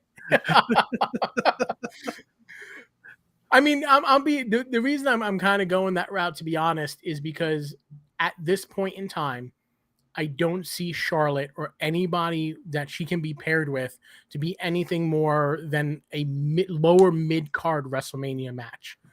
On like maybe night 1. I got a question. You know, what the and that's just because she just came back, and there's no woman wrestler right now I personally want to see her go up against or feud, and you need to have her on the show to have her on the show. The Bianca Belair versus Evil Asuka, right? Or I like Akuma Asuka, I think would work really well. I'd rather see that. I have no interest in seeing Charlotte fight anybody right now at WrestleMania. I'd like to see her wrestle Emma, because I think once again Emma's getting misused. Yep. Oh, I agree with that. Waste of talent. Neil Dashwood's a good wrestler. Why would they bring her back just for this? Yeah. Just so she could be with her boyfriend. Who's her boyfriend? Madcap. Oh, really? Yeah. Like in real life? Yeah. In real life, they're together. Okay. Whatever happened to Dewdrop? Madcap needs a fucking. So Dewdrop had COVID, I think. So Dewdrop is, there's 2 things. Also, she's dealing with mental health issues, and also apparently there's a issue in terms of visa. That's why Bea Davenport is not coming, as well as a few other people. So that's just the reports that I heard, but also her mental health issues as well too. That's a shame. I didn't know that. Yeah, I didn't know that. I knew she was sick. They described it almost like she was out because of an illness. I didn't realize it was a mental illness. So sorry to hear that. I like Dewdrop too. Because Dewdrop's awesome. Like Dewdrop should have been involved in some of these matches, and I haven't seen her in a minute. I'd like her to come back with her name. That's why you're gonna see Dewdrop with Nikki right now, because Nikki is alone right now. Well, where's Nikki? What's going to be Damage Control? What the fuck? No, she's not Damage Control. She's her own thing. Yeah. That's apparently rumor is they might get back together on Insanity. Ain't happening. Oh yeah, because there has been sightings of what's his face back in WWE as well. Eric Young. Yeah, Eric Young is back in WWE. I forgot about that. So they might be revamping Insanity, which would be fucking great. Back as a wrestler, or is he back as backstage? Because he's been one of the producers before. So well, he was wrestling on Impact, and then his contract just ended with Impact. So right, that's nice, but again, is he going to be a producer or he's going to be a wrestler? Because we don't know. We don't know yet. We don't know yet. If they put him as a wrestler, I have a high probability of them recreating Insanity. Good at both. Honestly, some of the matches that he writes up for producer wise, he's really good at it. So if he's coming back, I hope they put him as producer. No Insanity thing, blah. I don't give two shits about it.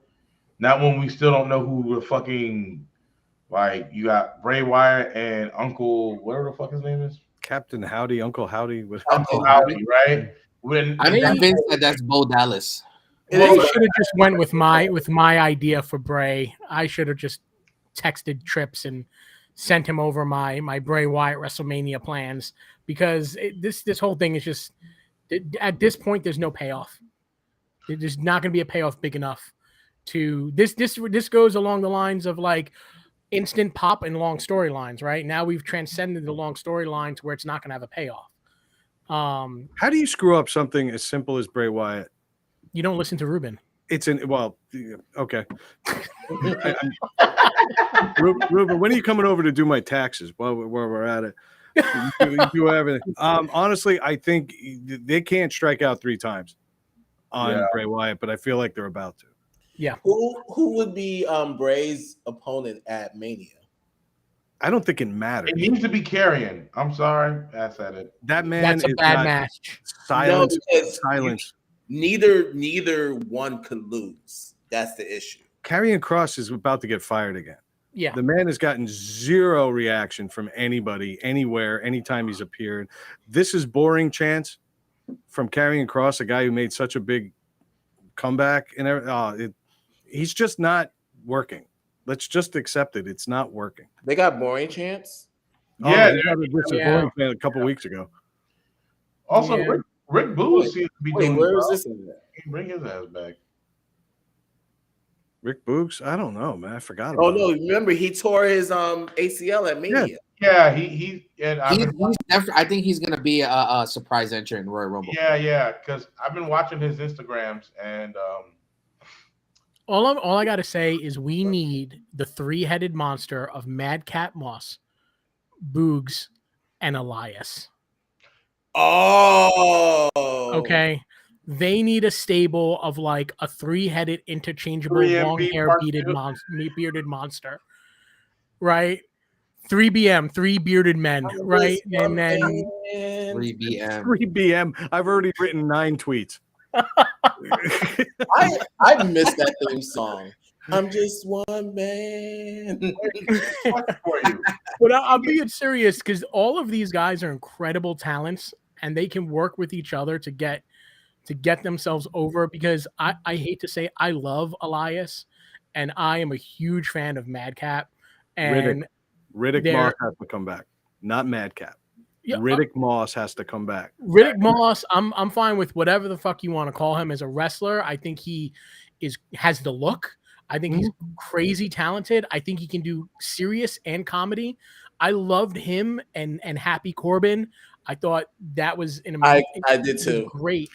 And it ran its course, though. It ran its course big time. Yeah, it did. Comedy bothers me these days. I want to see people serious more. I feel like there's too much comedy. That's why I want Dewdrop to be Piper Niven. Yes. Great. Yeah. I think Dewdrop is an insulting name. It is. And frankly, if she really is dealing with mental health issues, let's let her be herself. Yeah. As much as herself is in Piper Niven character.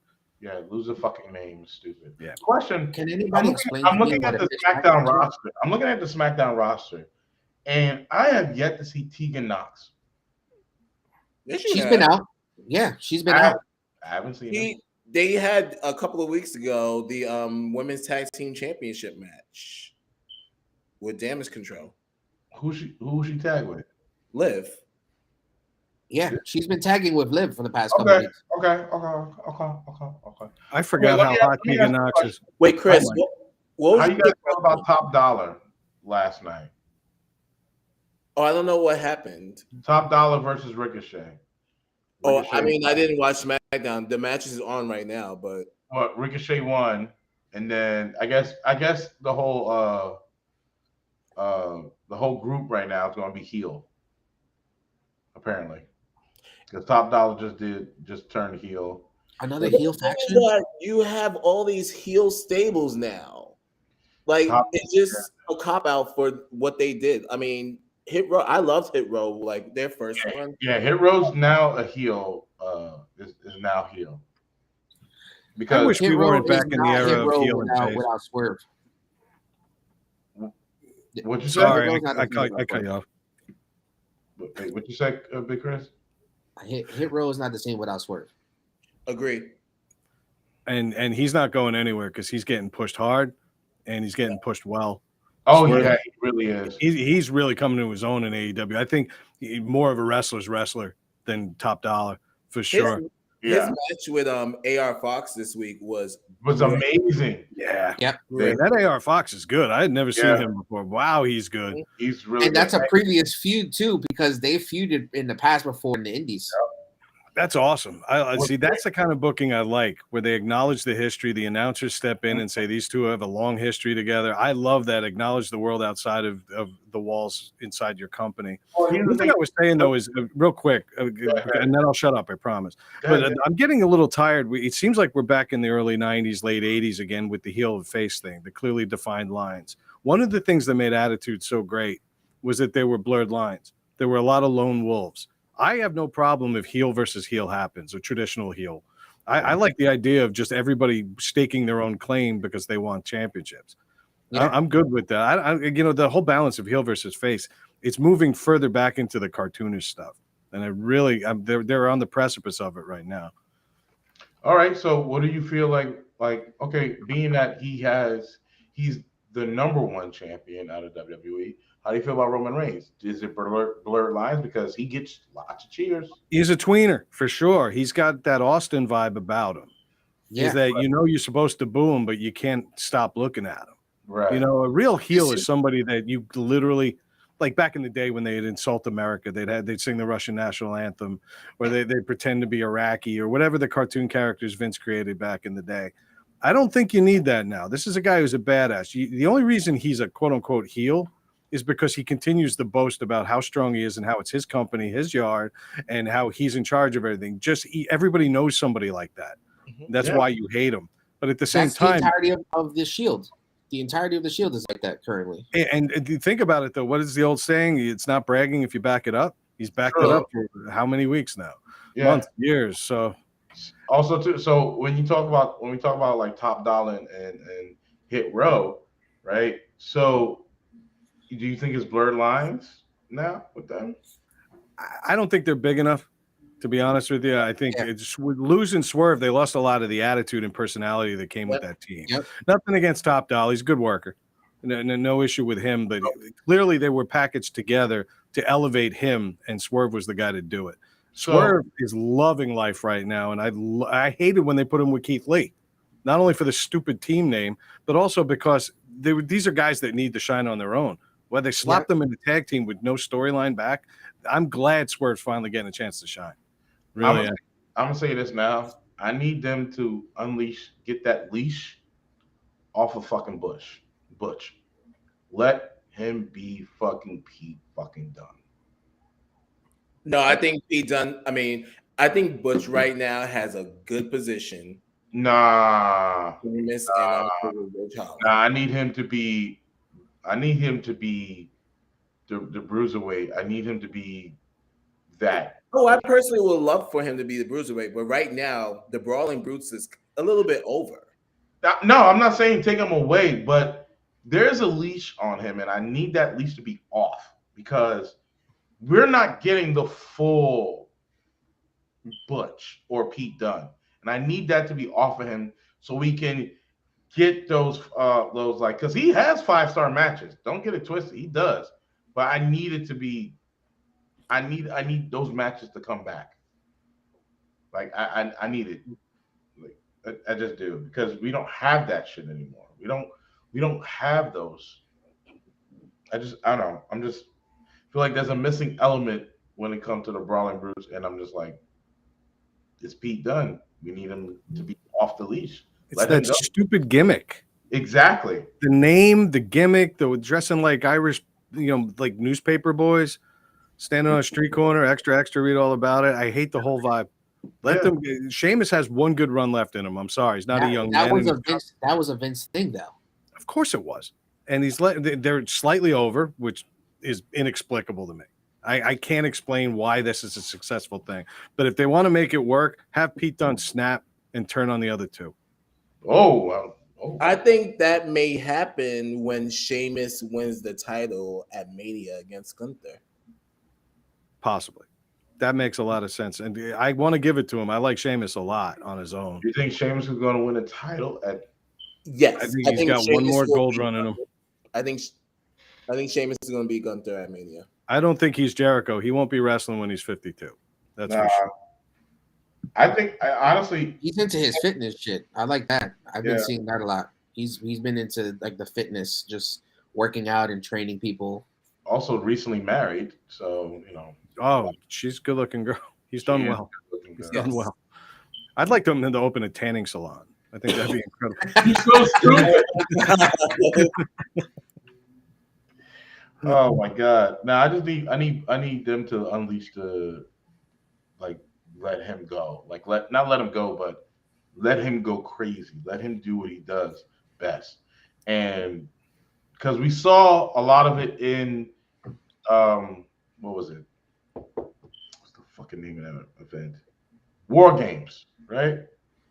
We saw a lot of it in War Games where he was like really like doing a lot, and I needed to see most of that. LA Knight is in a good position. I'm just confused about how they're doing this storyline with Bray Wyatt, though. I didn't just let him fight fucking LA Knight and just get it over with. Why him? LA Knight's I don't even know. He hasn't okay wrestler, but why him? So many names you could have drudged up, given some TV time to. You pick LA Knight? What bugs me the most is that when Bray came back, I literally thought that we were going to have him, or at least at some point, right? Like if he comes back, I thought he was going to go straight to Roman and just, take each Uso one by one, starting with Sikoa. Take him out, take your the enforcer out, then Sammy, then the Usos, then Roman, and leading up to WrestleMania. You know what? Here's Brad's fantasy booking. This is what I would have done. I would have had Bray come back. Now, remember when Bray was cutting those emotional promos, and he was being a lot more real and a lot less spooky and mystical? I would have had that inner conflict, have him create that one by one through everybody in the bloodline. Yes. I would have had him have them question their leadership one by one, and they start splintering.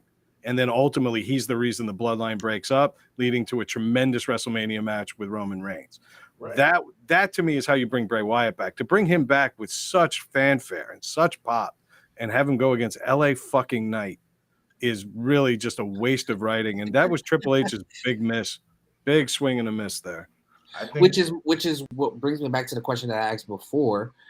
What the fuck is a pitch black match? Good question. I don't know. And here's the thing too. I just found out that this is a marketed match, so I don't know what the rules are, but this is it's for Mountain Dew's pitch black flavor that they just recently put out. Shut the fuck up. So it's the Mountain Dew pitch black match. Oh, because they couldn't do great because they're offend black people. Gotcha. Well, I will be there. The Baja Breeze Battle Royal. I will be there live, so I hope it doesn't go pitch black. You're going to the Rumble? I'm going to the Rumble. Where? Yay! San Antonio, right? San Antonio, yeah. Sheesh. I haven't left my house in 3 weeks. You're going to San Antonio to watch wrestling. You're incredible, dude. You didn't think Brad? Yeah, please take me. Please take me. I'll meet you in Newark. I'm flying from LaGuardia. Shit. What's Stanford 9021? Oh, this goes back to Ruben's love story. I feel like I'm looking at those like fantasy novels with Fabio on the cover against a rock with waves crashing over him. That's the vibe I got when Ruben was talking about that. Hells yeah, man! You got that Latin love going on, man. Mm-hmm. Don't sleep on it. And look! Don't be surprised when Vin Diesel comes out during the pitch black match and gets ready to make an appearance at WrestleMania in Hollywood. Oh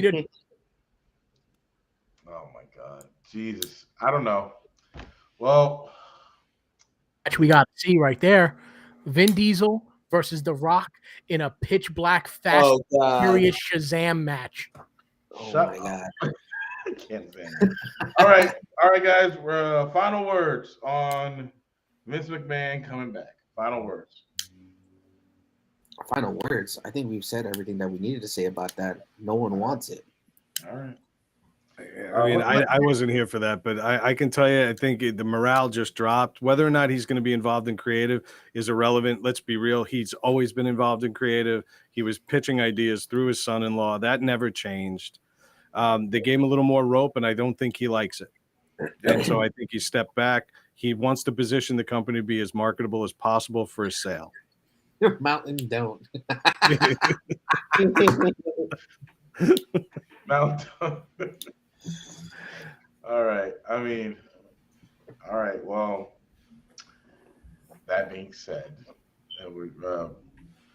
Happy New Year, everybody. Happy New Year. I think the next time we're gonna do this is what, June? I'm just kidding.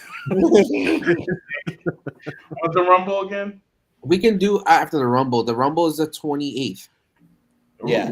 All right, my birthday. I'm good with that. Yeah. So I just love that Roundhouse gets a new job and suddenly we don't hear from him. It just goes radio silent. I'm glad you got this new gig, man. I'm happy for you, but come on now. That's a good thing. Yeah, we've both been in the same position, you know. Yeah, we were just like we're pretty busy. He's been working weekends. Yeah, I work weekends. This is the first weekend in a long time that I've had off. So it's been tough. But being said, and Clinton's been busy. I've been traveling, so Coda has been getting costumes or being old and be like, fuck everything. I'm a little bit of all that between like work and getting old and 3 kids and girlfriend and life. It's and puppy. It's hard to hop on, especially in I'll be talking to you guys fantasy booking and I'll have my own little wrestling match going on in the background. So my 2 kids will just beat the crap out of each other on camera. Might be worth the ratings. I don't know. No. I could just see Ruben orchestrating their fight. I wouldn't have had him feud with your brother. I would have had him feud with.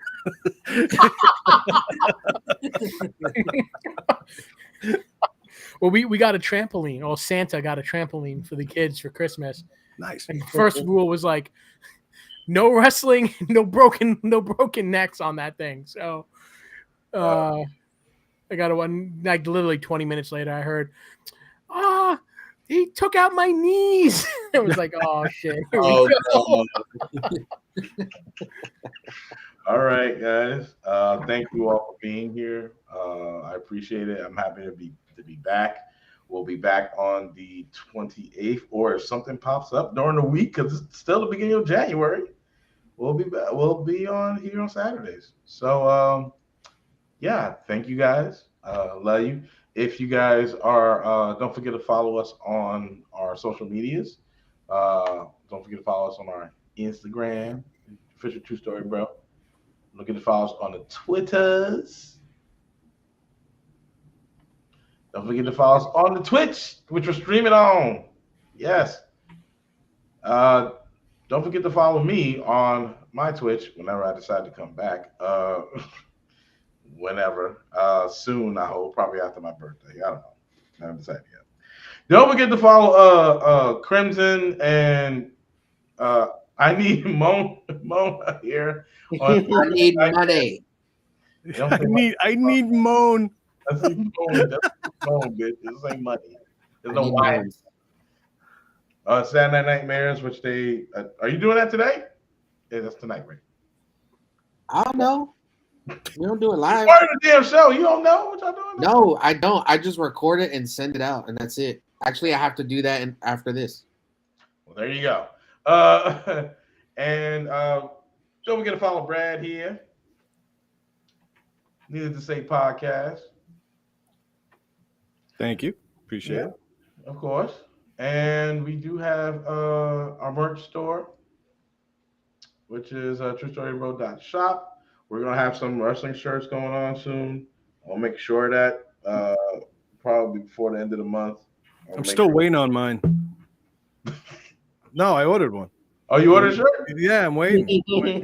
Well, I tried to get it in for the Christmas rush. Didn't happen. I'm guessing they're backlogged, but I'm looking forward to it. Yeah. I'm gonna definitely design a wrestling shirt for us. Yeah, I know he's not here. I was hoping he's gonna be here, but don't forget to follow Heels for Life Wrestling Podcast as well. Hopefully he'll be here next time, but more likely Chris from Heels from Wrestling Podcast. And thank you guys. I love you. Good theme. Actually, for any hip hop heads out there, I have a friend who actually put out a mixtape a few days ago, and it's actually wrestling and like it's like wrestling themed. So the name of the mixtape is called Diamond Cutter, and he makes a bunch of references to like old school wrestling, Diamond Dallas Page, Razor Ramon, all the good stuff, the classic stuff, and it's all like old school hip hop, like really slow, like nothing crazy and loud like it is nowadays. So if you're into that, go ahead and check it out. It's a Diamond Cutter. It's on every single platform, by Eric the Red. Nice. All right. Okay. Mercedes' new theme song sounds like Jump from Criss Cross, by the way. Yes, it is. That's exactly what it is. Yeah. Dead ass. Like, yeah. Wait, how do we feel about Charlotte's new remix? I love it.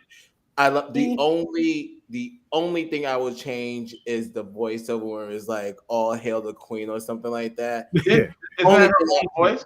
That's her own voice, though, right? I don't even know, but I would change that. I would subtract that. Other than that, I love this thing. She's a heel.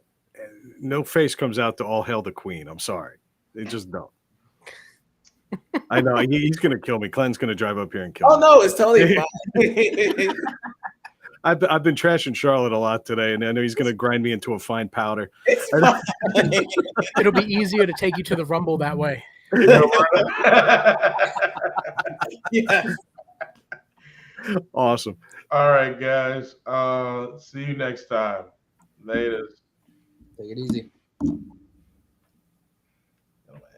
so bad right now.